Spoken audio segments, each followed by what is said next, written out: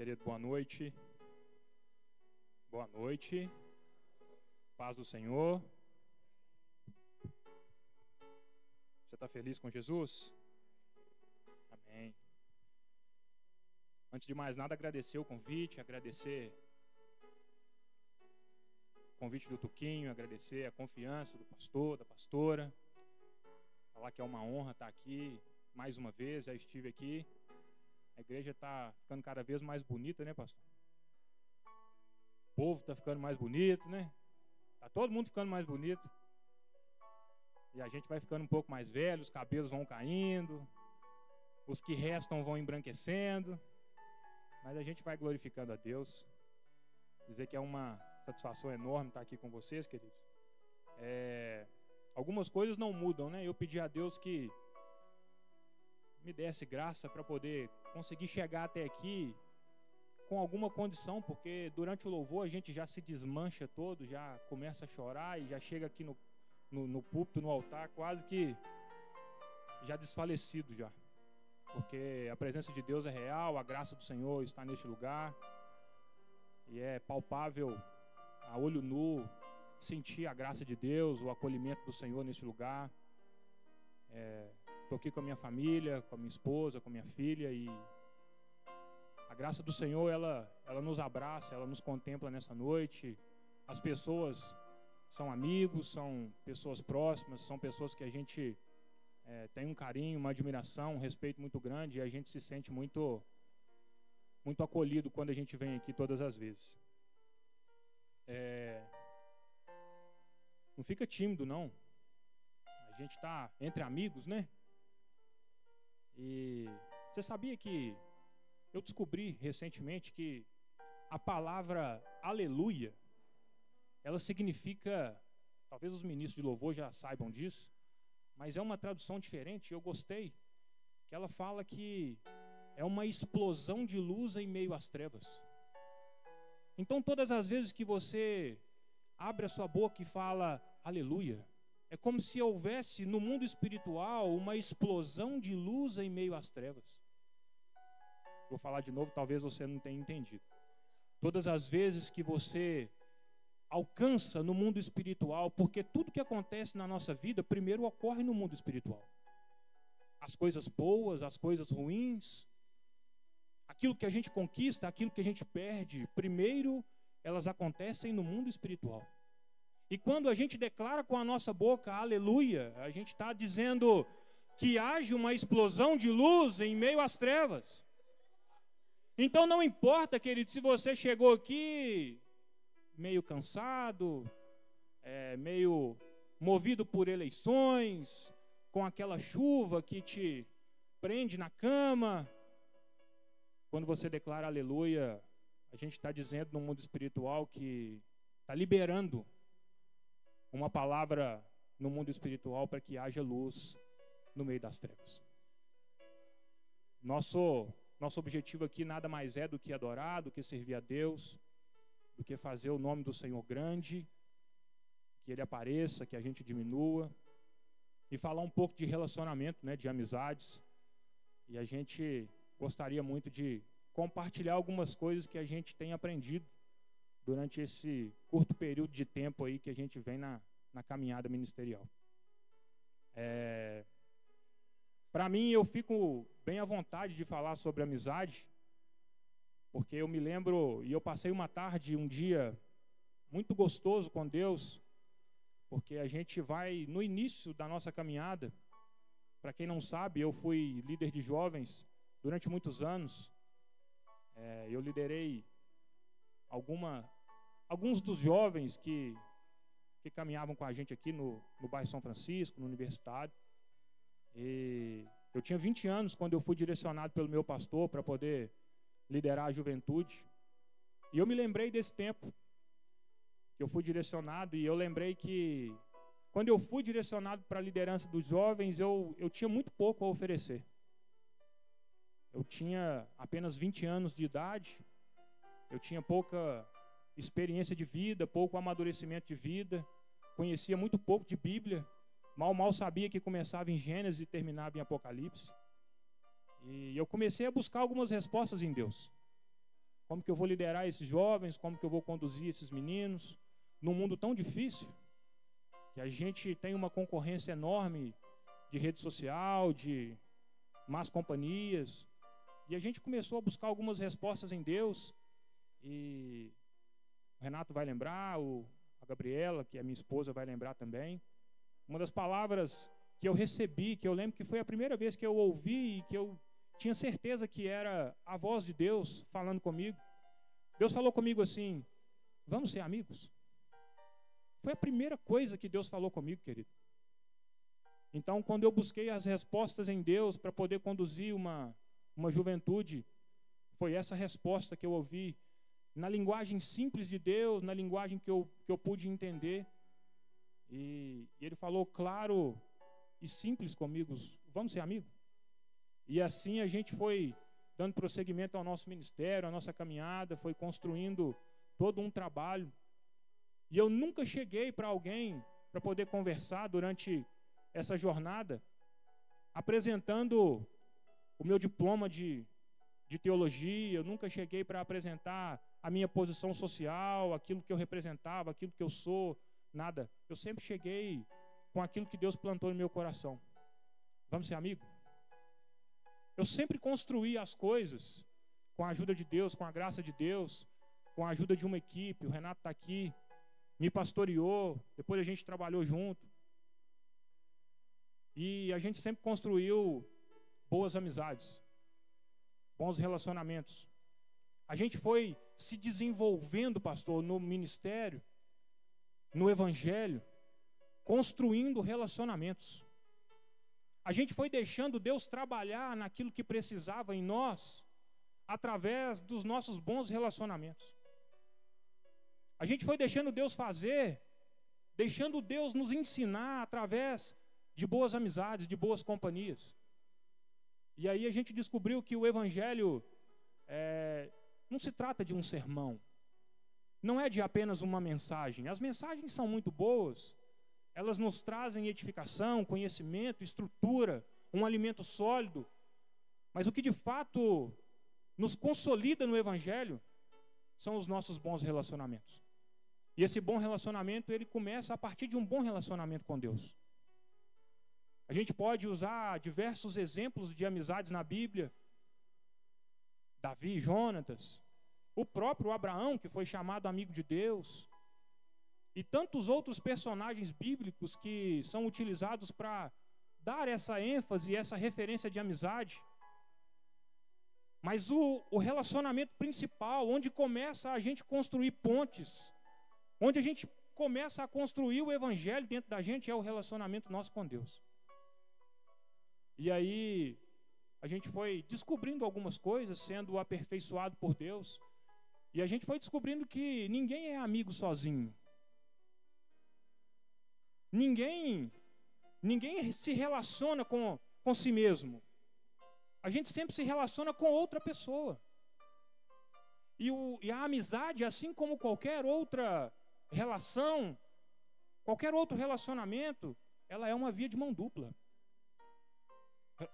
O relacionamento de amizade, ele carece de investimento, de atenção, de cuidado. O relacionamento de amizade, principalmente, querido, precisa de conversa, de diálogo, de paciência. Principalmente quando a gente lida com jovem. Você pode ver que até minha barba está branca, não é à toa. A gente precisa acreditar nos processos. Porque um dia você caminha 2 passos à frente, outro dia você passa 1 passo atrás, mas a gente continua seguindo na presença de Deus. E os relacionamentos são construídos assim. E hoje, nessa reflexão que eu quero fazer com vocês aqui, eu não quero falar de relacionamento na terceira pessoa. Porque seria muito mais simples para mim falar de relacionamento como: as amizades hoje são difíceis, relacionamentos cada vez mais superficiais, relacionamentos descartáveis, relacionamentos por interesse, relacionamentos sem propósito. Eu quero falar sobre isso, mas eu não quero falar sobre isso na terceira pessoa. Eu quero me colocar como parte desse processo. Porque quando eu falo que as pessoas estão cada vez mais aptas, mais ansiosas em apontar do que a ter paciência, eu estou sempre trazendo a responsabilidade para alguém. E não é assim que se constrói pontes. Não é assim que se constrói relacionamentos. Relacionamento a gente precisa fazer parte. A gente precisa se sentir parte desse processo. E quando a gente se sente parte, a gente sabe e carrega uma responsabilidade. Não é uma via de mão dupla. Eu não preciso, é melhor dar do que receber. A palavra de Deus nos fala isso. Então eu quero te incentivar a se fazer parte desse processo, a se colocar como parte de uma construção de relacionamentos saudáveis, de boas amizades. E eu espero, querido, e eu tenho certeza que Deus vai falar com você tanto quanto Ele falou comigo hoje.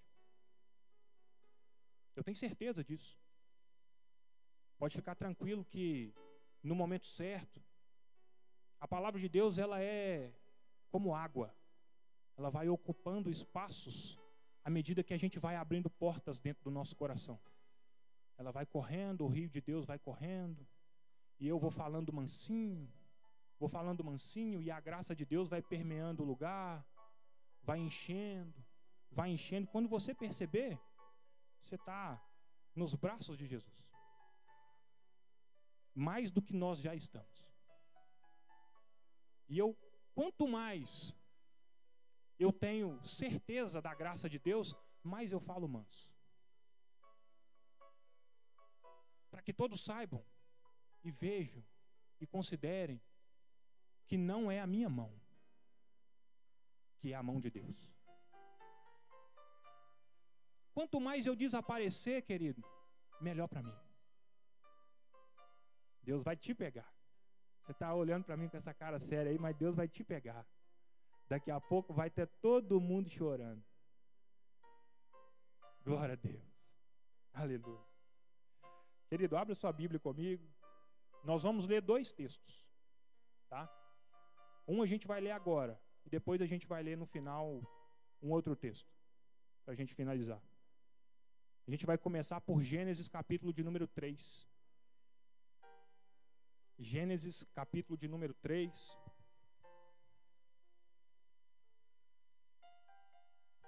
Enquanto você abre, você pode falar para alguém: você é bênção na minha vida.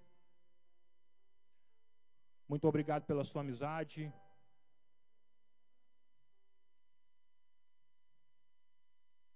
Aleluia. O Senhor é bom. Quem achou diz amém. Gênesis capítulo de número 3. Diz assim: ora, a serpente era o mais astuto de todos os animais selvagens que o Senhor Deus tinha feito. E ela perguntou à mulher: foi isso mesmo que Jesus disse: não comam de nenhum dos frutos das árvores do jardim?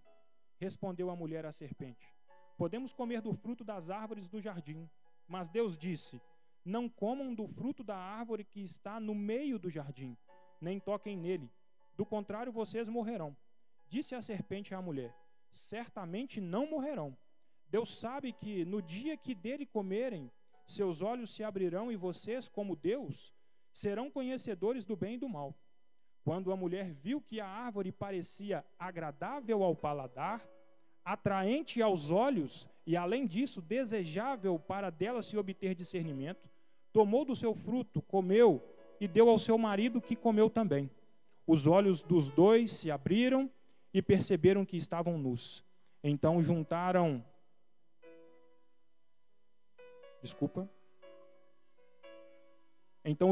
folhas de figueiras para cobrir-se. Ouvindo o homem e a sua mulher os passos do Senhor Deus, que andava pelo jardim quando soprava a brisa do dia, esconderam-se da presença do Senhor Deus entre as árvores do jardim. Mas o Senhor Deus chamou o homem, perguntando: onde você está? Amém. Você pode falar para alguém que está do seu lado: onde você está? Eu gosto desse texto, querido, porque se a gente pegar o livro de Gênesis, da criação, ele fala muito da nossa origem, de onde a gente veio. Lá, quando a gente pega a criação do homem, Deus tira o homem dele, a partir dele, e forma o homem do barro lá no Éden. Ele faz o céu e a terra e tudo que a gente existe e conhece. E quando ele forma o boneco de barro e sopra nas suas narinas, ele não somente traz vida àquele instrumento, àquele barro, mas ele também compartilha daquilo que ele é. Ele traz vida ao barro, mas compartilha da essência, da natureza de Deus. Ele compartilha com o homem da sua misericórdia, da sua bondade, da sua integridade, da sua justiça, da sua mansidão, da sua lealdade. Ele compartilha da sua natureza com o homem. Então, quando ele sopra nas narinas, é como o primeiro dia, aquele dia que você aceitou a Cristo, que Deus soprou também na sua narina. Ele não somente trouxe vida para você, mas ele compartilhou da natureza dele com você. É por isso que a gente sabe que nós carregamos a presença de Deus. Deus compartilha da sua natureza, e o texto que a gente leu fala de um momento de dificuldade, pastor.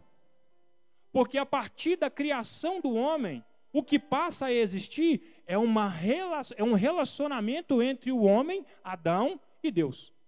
Porque o texto nos diz que todas as tardes, todos os dias, ao cair do dia, na brisa do dia, Deus vinha, encontrava-se com Adão, conversava com ele. Eles caminhavam juntos. Era construído um relacionamento de intimidade, um relacionamento de confiança. E todos os dias isso acontecia recorrentemente. Só que quando a gente chega em Gênesis capítulo 3, o que a gente tem é um momento de instabilidade nesse relacionamento. O que acontece é que o homem, Adão e a sua mulher, sabendo das orientações, comem do fruto proibido.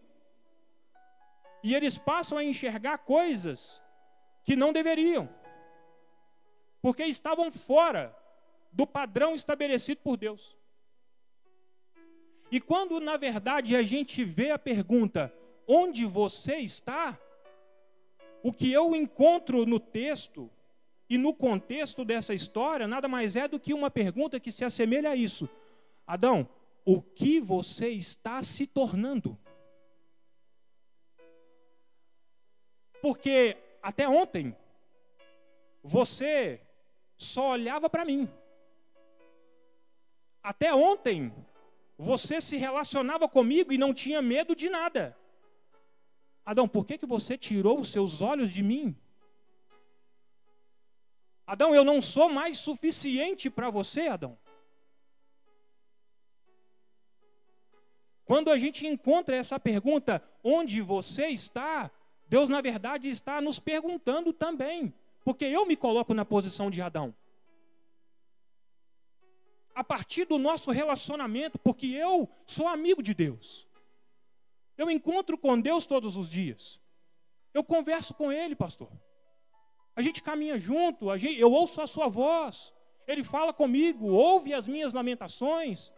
Nos dias de alegria, Ele também é o meu confidente. Eu construo um relacionamento com Deus, assim como Adão construía. E aí, quando eu deparo com esse texto, com essa pergunta, é como se Deus também estivesse me perguntando, a partir do nosso relacionamento, Armstrong, o que você está se tornando? De onde você está se alimentando? Onde os seus olhos estão voltados? Isso não mexe com você? Sabe por que mexe comigo? Porque aqui tem um padrão de relacionamento. Sabe qual é o padrão de relacionamento de Deus? Deus é onipotente, onisciente e onipresente. Deus sabia onde Adão estava. Deus sabia o que havia acontecido. Mas aqui houve uma falha, uma queda, mas em nenhum momento Deus chegou apontando o dedo para Adão. Ele não se apressou em apontar o dedo. Ele quis saber de Adão. Onde você está, meu amigo? Por que você está tão longe? Por que você está se escondendo de mim? Por que a gente não aplica isso na nossa vida? Por que a gente não pega essa realidade do relacionamento de Deus com Adão e aplica nos nossos relacionamentos? Por que a gente é tão apressado em julgar o outro? Por que a gente é tão apressado em apontar o dedo? Quem você está se tornando? Para onde os seus olhos estão apontados? De onde você está se alimentando? Sabe por quê? Eu vejo esse texto, eu vejo essa história, e é como se Deus estivesse falando para Adão assim: ei, caiu, errou, teve dificuldade, teve problema, mas o nosso relacionamento é mais importante do que isso. Eu estou vendo que está abrindo porta no seu coração. O Espírito de Deus está falando contigo, eu sei. E eu vou falar mais baixinho. Por que a gente não aplica esse entendimento de não apontar, não se apressar em apontar e mais estender a mão? Não é de sermão que a gente precisa, é de ser mão para alguém. Tem 15 anos que eu iniciei no ministério. Nem parece, né, querido? Pode rir, a presença não vai embora, não. Tem 15 anos que eu comecei e eu tinha muito pouco a oferecer. E até hoje eu ainda tenho muito pouco a oferecer. Mas nesses 15 anos de ministério, o que eu aprendi a valorizar são as minhas boas amizades.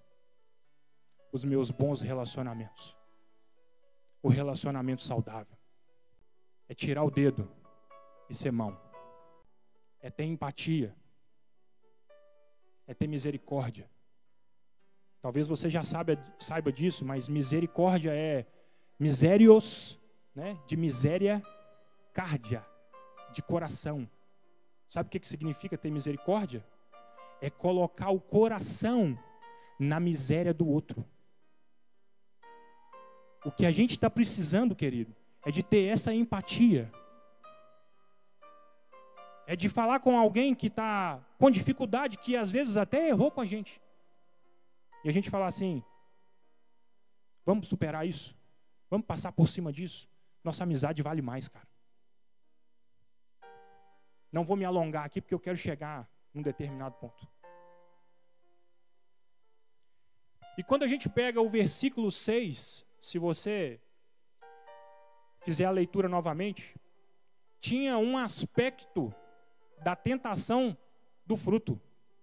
O fruto tinha um aspecto, ele tinha 3 aspectos que me chamou a atenção. Ele era agradável ao paladar, ele despertava o desejo dos olhos, e ele despertava, algumas traduções falam até em ganância, mas o desejo de discernimento. Desejo da carne, paladar. Desejo dos olhos, que é a janela da mente. Primeiro a gente vê, depois a gente pensa. Carne, mente e coração. Sabe por que os nossos relacionamentos estão tão quebrados, tão difíceis de se manter uma boa amizade, de construir novas amizades? Porque hoje a gente se pauta muito nessas 3 coisas. É tudo eu.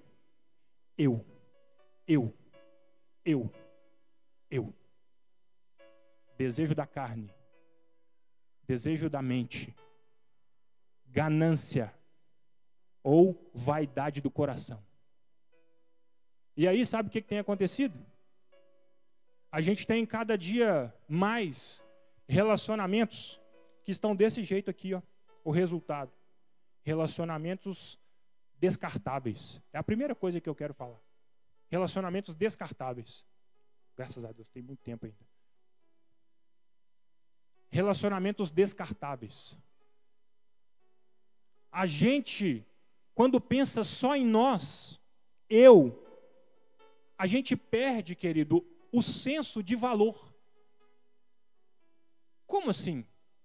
A gente perde o senso de valor de um relacionamento, de uma amizade. Quando eu penso em mim, no desejo da minha carne, da minha mente, na vaidade do meu coração, as pessoas são descartáveis. Não atende o desejo do meu coração, a vaidade, a ganância. Não atende, querido, o desejo da minha mente. Não pensa como eu. É descartável. E a gente perde o senso de valor das coisas. E sabe uma das coisas que eu aprendi nesses 15 anos?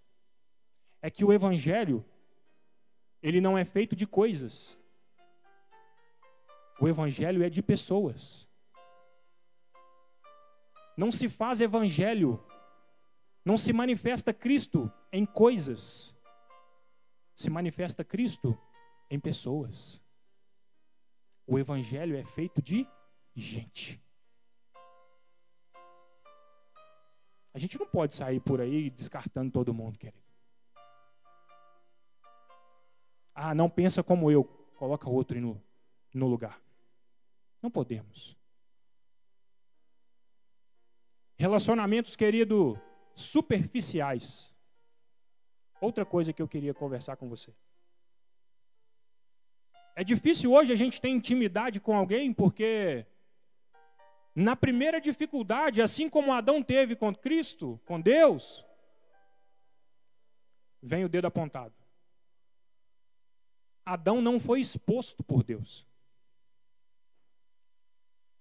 Por que a gente tem relacionamentos cada vez mais superficiais? Porque a gente tem dificuldade em ter liberdade de conversar determinados assuntos com as pessoas.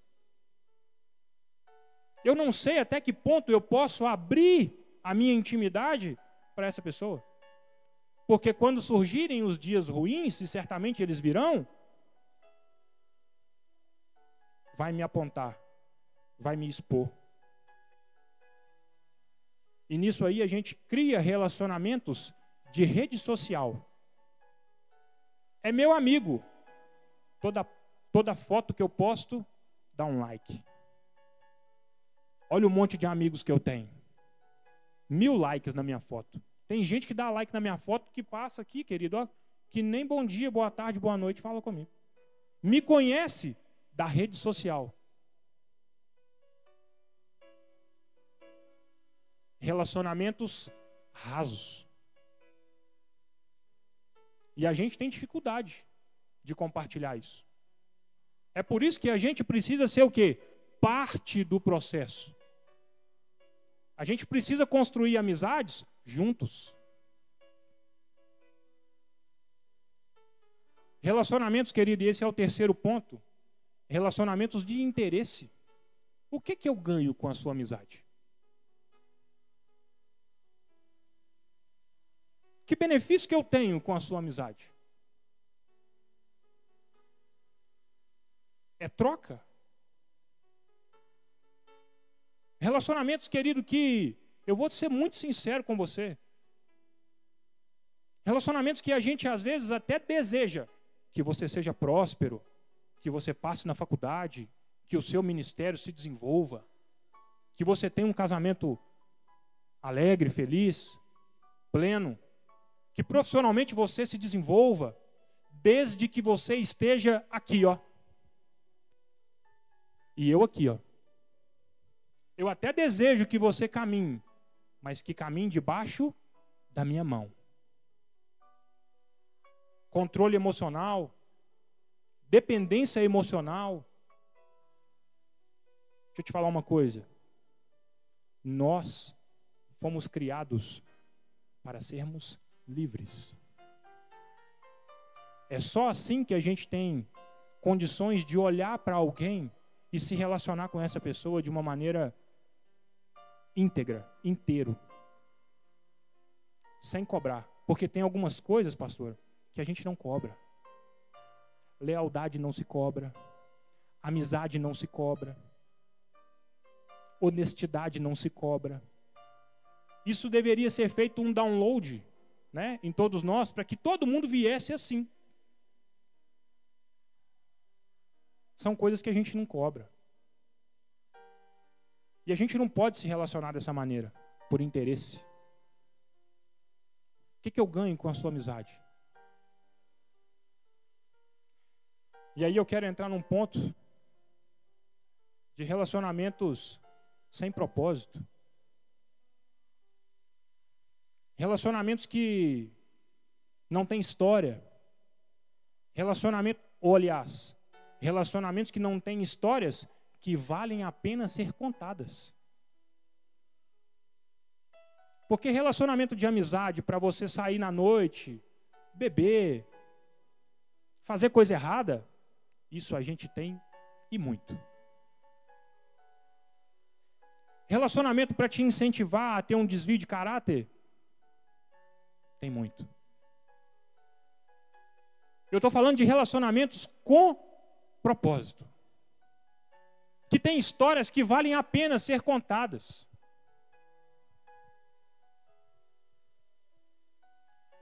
Relacionamento de amizade que não tem história ainda não é seu amigo. Você tem amigo que tem história com você? Que tem propósito?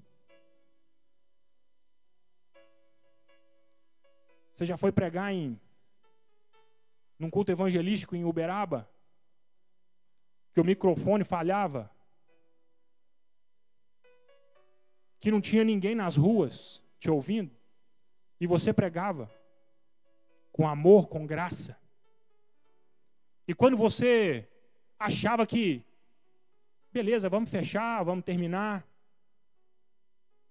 e as pessoas começam a sair das suas casas, abrir o portão e eu quero o Deus desse menino. Você tem história assim, querido? Você tem história de pregar na chuva, fazendo evangelismo? Onde o pregador designado se achou muito grande para poder pregar na chuva,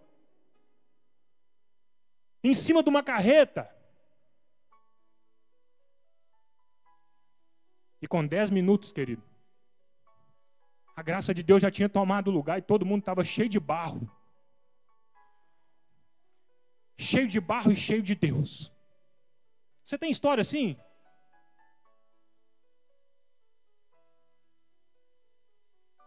Você tem história no culto da laje? Eu tenho história sim. Você sabe o que é pregar em cima da laje?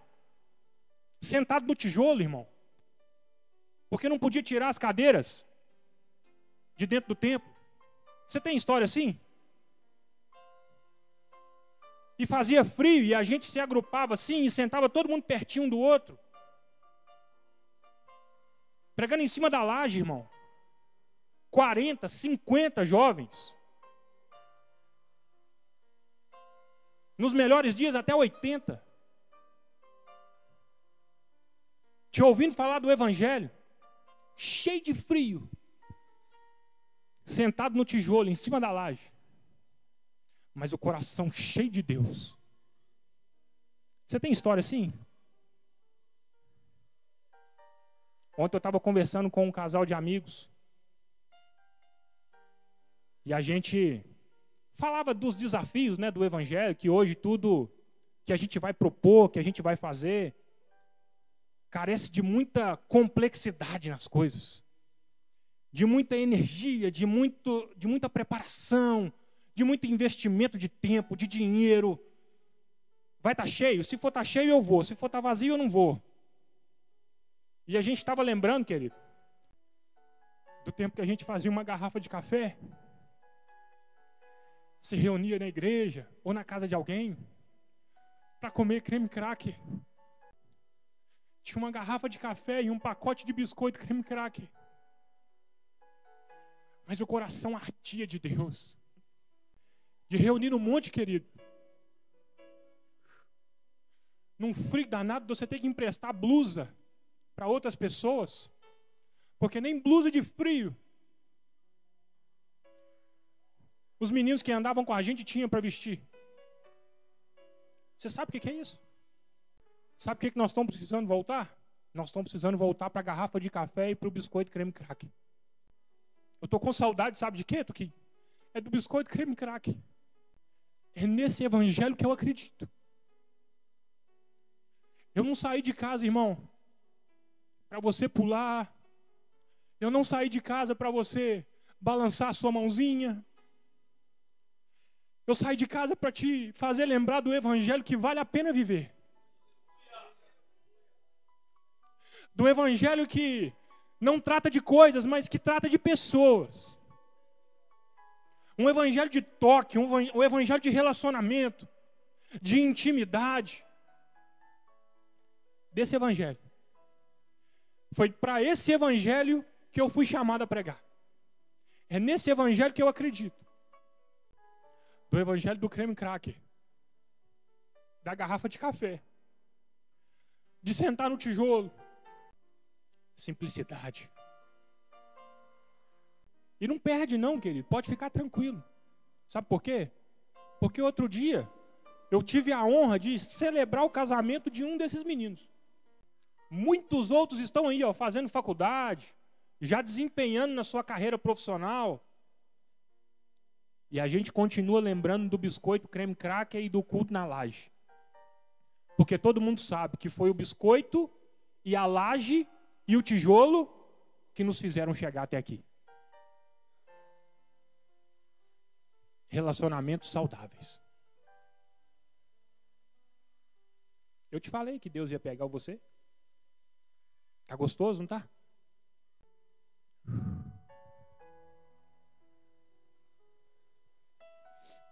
Abre sua Bíblia comigo.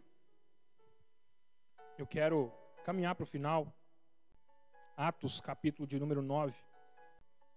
Culto bom é assim, irmão, que a gente sai fungando pelo nariz, maquiagem borrocada. É isso que é bom. Glória a Deus. Atos, capítulo de número 9. Aposto que você se lembrou muito aí de outras histórias que você também tem. Porque para mim é o biscoito, o culto na laje, mas para você são outras experiências tão marcantes quanto. E eu estou aqui também para poder te lembrar desse tempo, dessas coisas, para a gente continuar avançando no evangelho, para continuar construindo bons relacionamentos, boas amizades. Mas que são esses momentos, são essas experiências que nos mantêm de pé, que nos mantêm firmes. Atos, capítulo de número 9.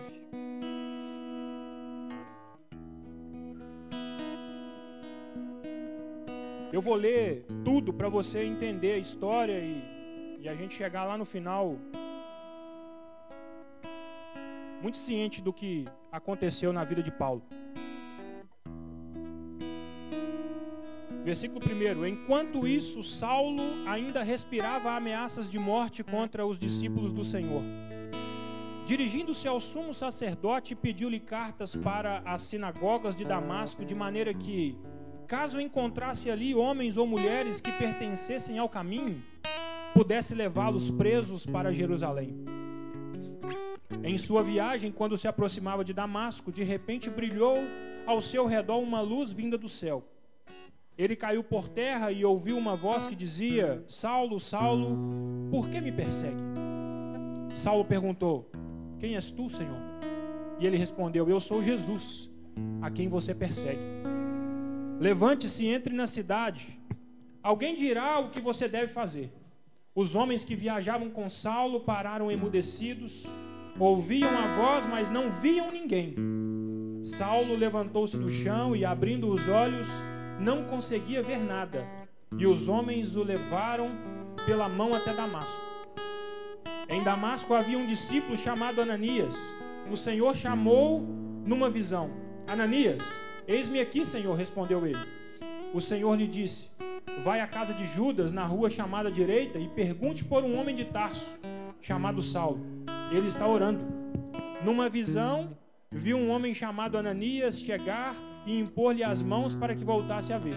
Respondeu Ananias: Senhor, tenho ouvido muita coisa a respeito desse homem. e de todo o mal que ele tem feito aos seus santos em Jerusalém. Ele chegou aqui com autorização dos chefes dos sacerdotes para prender todos os que invocam o teu nome. Mas o Senhor disse a Ananias: vai, esse homem é meu instrumento.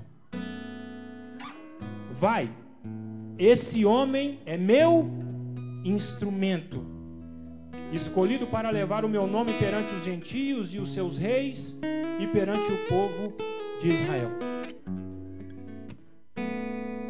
Sabe o que eu aprendo com a história de Paulo, de Saulo que se tornou Paulo? É que Paulo era um perseguidor do evangelho, perseguidor dos discípulos de Cristo, perseguidor de todos aqueles que compartilhavam da fé, que exerciam o evangelho. Paulo era um homem inteligente, conhecedor das coisas, um homem que, se fosse através de uma natureza humana, dificilmente seria tocado por alguém. Dificilmente seria um homem que algum outro homem teria talvez mais conhecimento e condições de tocar nele. De tocar no sentido de falar ao coração de Saulo. Sabe o que acontece, querido? Muitas das vezes a gente vai crescendo no evangelho, vai aprendendo tantas coisas, vai tendo tantas experiências, que a gente vai se tornando alguém que é intocável. Não, isso aí é meninice. A gente precisa de coisas muito complexas para que Deus fale conosco. A gente precisa de pessoas muito gabaritadas para que elas falem conosco. A gente precisa sempre de alguém que tenha currículo para poder tocar no nosso coração. Deixa eu te falar uma coisa: quem toca o nosso coração é o Espírito Santo de Deus.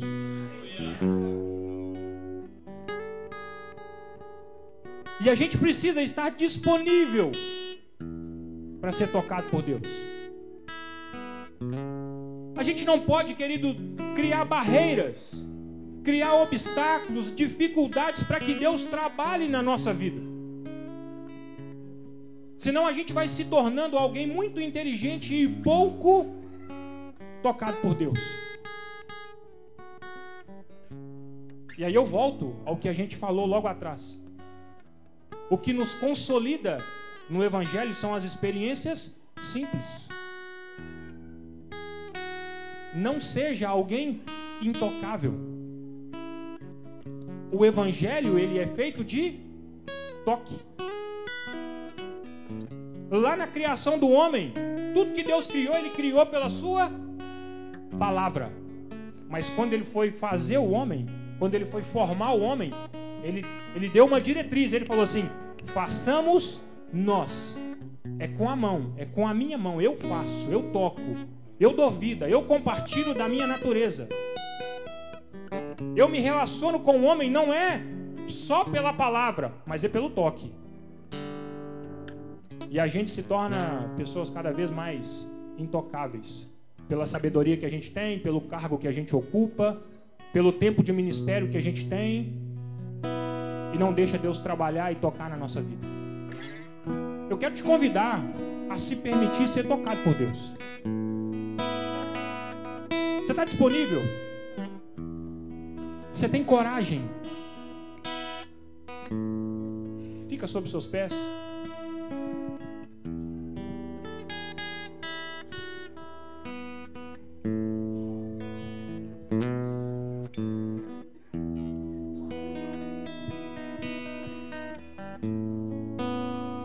Um dos maiores receios que eu tenho, querido, é me tornar alguém que Deus não tem, que eu não tenho disponibilidade para Deus. Eu ando tão ocupado às vezes que Deus tem que esperar um pouquinho para poder falar comigo. Às vezes a gente tem que esperar um pouquinho para o Espírito Santo poder agir. Espera aí, Espírito Santo, agora você vai me atrapalhar a minha performance. Você está disponível? O seu coração está disponível para que Deus fale com você? Sabe por que eu estou falando isso? Porque as pessoas, olha o exemplo de Ananias. Olha o que Ananias sabia de Paulo. Ananias falou assim: eu sei muitas coisas desse homem. Eu sei o que falam sobre ele. Eu sei a perseguição que ele tem com os filhos de Deus. Eu conheço a história desse homem. Eu conheço por onde ele anda. Eu conheço o que ele faz. Eu conheço a roupa que ele veste. Eu conheço o problema que ele tem, a dificuldade que ele tem. Eu conheço os caminhos dele. Eu sei tudo que ele faz. As pessoas conhecem tudo isso de nós, mas não conhecem a nossa essência, não conhecem o nosso coração, não conhecem a nossa integridade, não conhecem o desejo, a intenção do nosso coração. Mas Deus conhece. Sabe qual é o melhor lugar para a gente poder esconder as nossas fraquezas, as nossas limitações? Sabe qual é o melhor lugar para a gente esconder os nossos problemas? No problema do outro. Quando eu exalto o problema do outro, parece que o meu problema fica menor. Deixa eu te falar. Romanos capítulo 12, versículo 1. Fala assim: rogo-vos, pois, irmãos, que apresentei os vossos corpos como sacrifício vivo ao Senhor, e transformai-vos pela renovação do vosso entendimento. Quando você vai apresentar o seu corpo, querido, você não apresenta o corpo de outra pessoa, você apresenta o seu corpo. Você apresenta quem você é.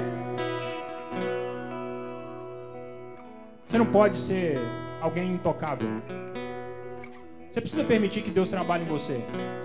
Se a gente quer continuar caminhando no Evangelho com graça, com sabedoria, tendo experiências no mundo espiritual, a gente precisa permitir e abrir essa porta para que Deus fale e trabalhe com a gente.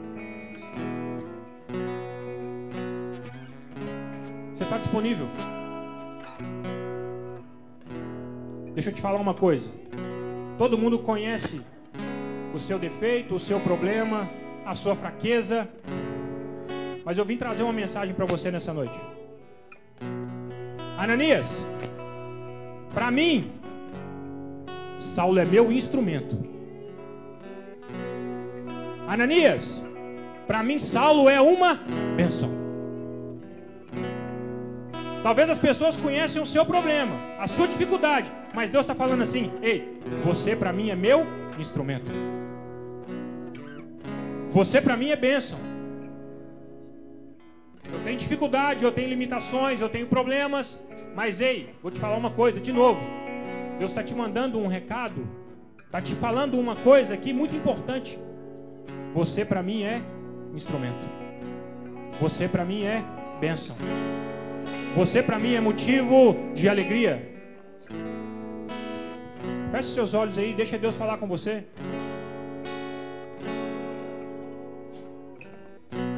Coloca seu coração disponível para Deus.